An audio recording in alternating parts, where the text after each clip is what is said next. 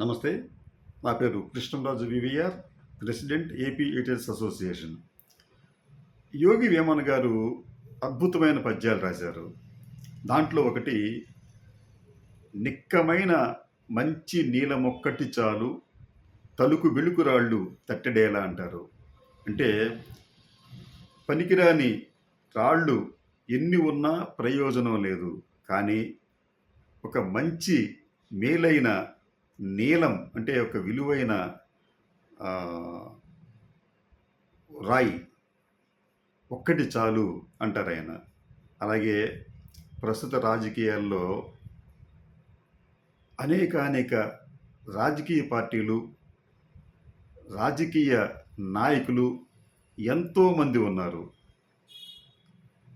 అయితే వారెవరూ కూడా ఆంధ్రప్రదేశ్ ప్రజల ఆశయాలను, ఆశలను నెరవేర్చలేకపోయారు. వారందరూ కూడా తమ స్వార్థ ప్రయోజనాల కోసం ఈ రాష్ట్రాన్ని ఫణంగా పెట్టే ప్రయత్నం చేశారు. అయితే జగన్మోహన్ రెడ్డి నిస్సందేహంగా ఆంధ్రప్రదేశ్ ప్రజల బాగోగుల కోసం ప్రయత్నిస్తున్నారు. ఆయన హయాంలో ఆంధ్రప్రదేశ్ సంక్షేమ అభివృద్ధి రంగాల్లో ఎంతో ముందుంది. ఇది చాలామంది నమ్మటం లేదు. విచిత్రం ఏంటంటే, ఆంధ్రప్రదేశ్లో అభివృద్ధి లేదు, ఉద్యోగాలు లేవు అని చెప్పి అంటున్నారు. ఇవంతా కూడా తప్పుడు ప్రచారం జరిగింది విస్తారంగా. దానిని ప్రజలు కొంతమేర నమ్మారు. నిజానికి ఆంధ్రప్రదేశ్ ఈ రోజున అభివృద్ధి పదంలో పయనిస్తూ ఉంది. 2023-24 సంవత్సరంలో ఆంధ్రప్రదేశ్ స్థూల జాతీయోత్పత్తి వృద్ధి రేటు 17% ఉంది. ఇది దేశంలో హైయెస్ట్ గ్రోత్ రేటుగా దీన్ని మనం భావించాలి. భారతదేశ వృద్ధి రేటు 7 to 8% మాత్రమే ఉంది. దాంతో పోలిస్తే ఏపీ వృద్ధి రేటు అనేక రెట్లు ఎక్కువగా ఉన్నప్పటికీ కూడా ఒక చెడు ప్రచారం చేసేశారు. ఆంధ్రప్రదేశ్లో అభివృద్ధి లేదు, పరిశ్రమలు లేవు. అయితే తాజాగా కేంద్ర కార్మిక శాఖ ఇచ్చిన నివేదిక ప్రకారం ఆంధ్రప్రదేశ్లో నిరుద్యోగ శాతం కేవలం 4.5%. ఇది కూడా ఈ 4.5% నిరుద్యోగం అనేది దేశంలో అతి తక్కువ నిరుద్యోగులు ఉన్న రాష్ట్రంగా ఆంధ్రప్రదేశ్కు ఒక చోటు లభించింది. మరి ఉపాధి లేకపోతే నిరుద్యోగం ఎట్లా తగ్గుతుంది? ఇంకొక వాదన ఏమిటంటే, ఈ ఇటీవలి కాలంలో ఆంధ్రప్రదేశ్లో దాదాపు 14 లక్షల పిఎఫ్ ఖాతాలు కొత్తగా యాడ్ అయ్యాయి. పిఎఫ్ ఖాతాలు ఎవరికి ఇస్తారు? ఒక లిమిటెడ్ సంస్థ కావచ్చు, లేకపోతే గుర్తింపు పొందిన సంస్థ కావచ్చు. దాంట్లో ఉద్యోగులకు, అంటే పే స్కేల్స్ వర్తించే ఉద్యోగులకు పిఎఫ్ కూడా ఇస్తారు. అటువంటి పిఎఫ్ ఖాతాలు దాదాపు 14 లక్షలు ఆంధ్రప్రదేశ్లో పెరిగాయి. ఇది కూడా దేశంలోనే హైయెస్ట్ నంబర్గా మనం ఆ కార్మిక శాఖ తెలియజేసింది. మరి 14 లక్షల పిఎఫ్ ఖాతాలు వచ్చినాయంటే 14 లక్షల మందికి కొత్తగా ఉపాధి లభించినట్టే కదా.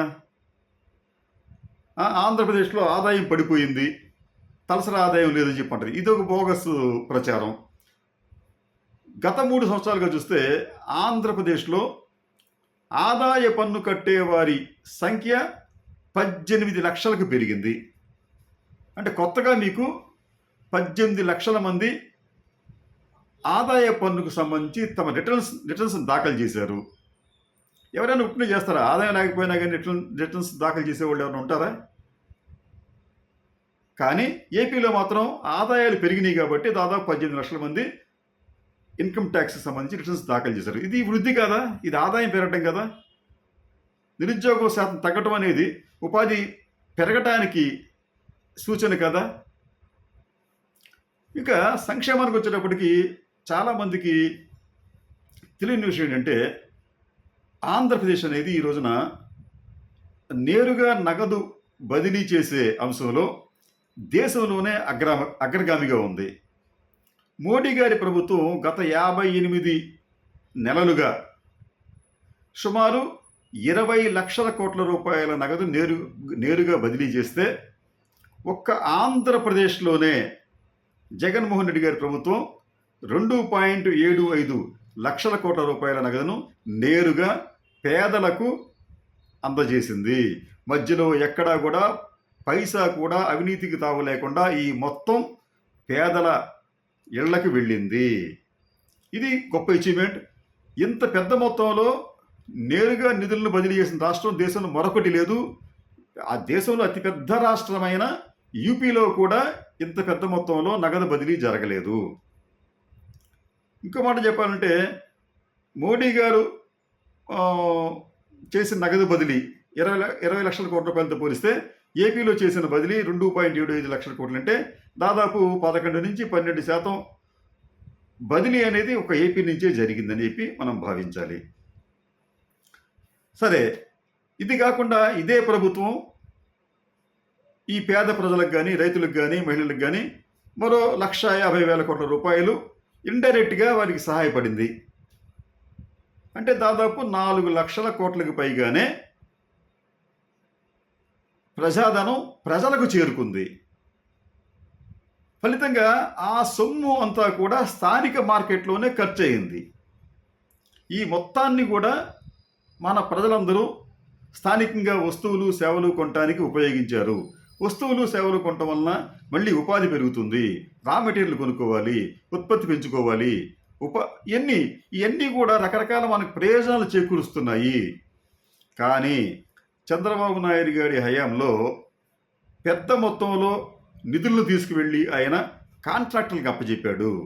ఫర్ ఎగ్జాంపుల్, మీకు పోలవరం ఉంది. పోలవరం పనులు అసలు ప్రారంభం కాకముందే మొబలైజేషన్ అడ్వాన్స్ కింద వేలాది కోట్ల రూపాయలు కాంట్రాక్టర్లకు అప్పచెప్పారు. అది మిగతా ప్రాజెక్టులు కూడా వేల కోట్ల రూపాయలు ఆ రోజుల్లో అక్కడ దోచిపెట్టారు. పెడితే ఏదైనా బెనిఫిట్ ఉందా అంటే ఏమీ లేదు. ఈ వేలాది కోట్ల రూపాయల్లో కొంత మళ్ళీ వీళ్ళు రాజకీయ నాయకులు కొంత కిక్ బ్యాక్స్ ఇవ్వాలి, అధికారులకు ఇవ్వాలి, నాణ్యమైన పనులు జరిగేవి కాదు. ఫలితంగా ఆంధ్ర ప్రజలు అపారంగా నష్టపోయారు. కానీ దానికి భిన్నమైన వాతావరణం ఈ రోజున ఏపీలో నెలకొని ఉంది. సరే, అభివృద్ధి సంక్షేమం అలా ఉంటే పౌర సేవలు, ఏ దేశానికైనా కానీ ఆ దేశం అందించే పౌర సేవలను ఒక ప్రామాణికంగా భావిస్తూ ఉంటారు. అంటే ఆ సేవలు సత్వరంగా అందుతున్నాయా, నాణ్యంగా అందుతున్నాయా అని చూస్తే ఖచ్చితంగా ఆంధ్రప్రదేశ్కి వచ్చేటప్పటికి ఈ పౌర సేవల విషయంలో ఒక విప్లవమే సంభవించింది. ఎందుకంటే దాదాపు 750 రకాల పౌర సేవలు ఆంధ్రప్రదేశ్లోని ప్రజలకి ఈ రోజున అందుబాటులో ఉన్నాయి. ఆంధ్రప్రదేశ్లోని ప్రజలు గ్రామ సచివాలయాలు, వార్డు సచివాలయాలు, వాలంటీర్ల ద్వారా దాదాపు 12 కోట్ల పౌర సేవలను తమ ఇంటి వద్దనే పొందగలిగారు.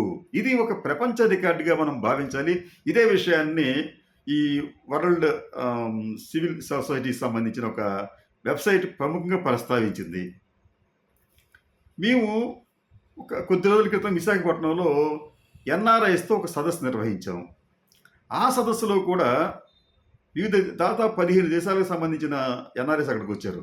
వారు కూడా ఇక్కడి పౌర సేవల డెవలప్మెంట్ చూసి ఆశ్చర్యపోయారు. నిజంగా ఆశ్చర్యం కలిగింది వాళ్ళకి. ఎందుకంటే వాళ్ళు ఏమన్నారంటే, ఇన్ని రకాల పౌర సేవలు విస్తృతంగా ఇళ్ల దగ్గరికే రావటం అనేది తమ దేశాల్లో ఎక్కడా లేదు అని చెప్పి వాళ్ళు చెప్పారు. అది ఉచితంగా రావటం అని. చాలామంది ఉచితంగా వచ్చినాయి, అయితే కొంతమంది నామినల్గా కొంత ఫీజు కడితే ఇచ్చారు. అంటే అది రేషన్ కార్డు కావచ్చు, కుల ధృవీకరణ కావచ్చు, మరణం కావచ్చు, జనన సర్టిఫికేట్ కావచ్చు.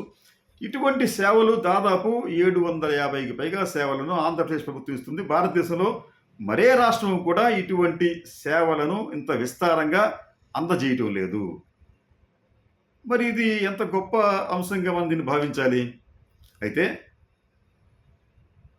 ఇవన్నీ కూడా బూటకమే, వాస్తవం లేదని చెప్పంటూ ఈ రోజున కొన్ని రాజకీయ పార్టీలు ఒక కూటమిగా చేరి ప్రజలను పెడతో పట్టించే ప్రయత్నం చాలా ముమ్మరంగా చేస్తున్నాయి.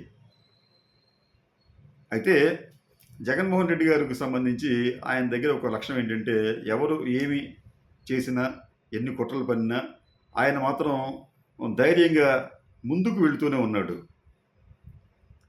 ఆయన వ్యక్తిత్వం ఎలాంటిదంటే, మీకు బైబిల్‌లో ఒక కథ ఉంది. 'David and Goliath.' గొలాయత్ అనే అతను పాలస్తీనాకి సంబంధించిన వ్యక్తి. బాగా హ్మ్, అత్యంత బలశాలి. ఆయన సైన్యం కూడా అపారంగా ఉంటుంది. అటువంటి వ్యక్తి పొరుగు దేశం మీద, చిన్న దేశం మీద దండెత్తితే, డేవిడ్ అనే ఒక యువకుడు తన దగ్గరున్న బడిసెలతో, చిన్న రాయితో ఈ గొలాయతని కుప్పకూలుస్తాడు. అలాగే జగన్మోహన్ రెడ్డి అనే ఈ డేవిడ్ కూడా 2019 ఎన్నికల్లో గొలాయత్ లాంటి జాతీయ స్థాయి నాయకుడు చంద్రబాబు నాయుడు గారిని ఒక దెబ్బతో కుప్పకూల్చాడు. తెలుగుదేశం పార్టీ దారుణమైన పరాజయాన్ని పొందింది. అయితే బైబిల్ కథలో గొలాయత్ మళ్ళీ లెగవలేదు. కానీ ఆంధ్ర రాజకీయాల్లో చంద్రబాబు నాయుడు మళ్ళీ లేచి కొత్త ఎత్తులు పొత్తులతో జగన్మోహన్ రెడ్డి గారి మీద యుద్ధానికి సిద్ధమయ్యాడు. అయితే జగన్మోహన్ రెడ్డి గారి వైపు సంక్షేమ ఫలాలు, అభివృద్ధి ఫలాలు, నైతికత, మంచితనం ఇవన్నీ ఉండటం కారణంగా వచ్చే ఎన్నికల్లో కూడా ఈ డేవిడ్ లాంటి జగన్ మరోసారి ఈ ప్రత్యర్థి అనైతిక కూటమిని ఓడించడం బహుశా ఖాయంగానే కనిపిస్తోంది.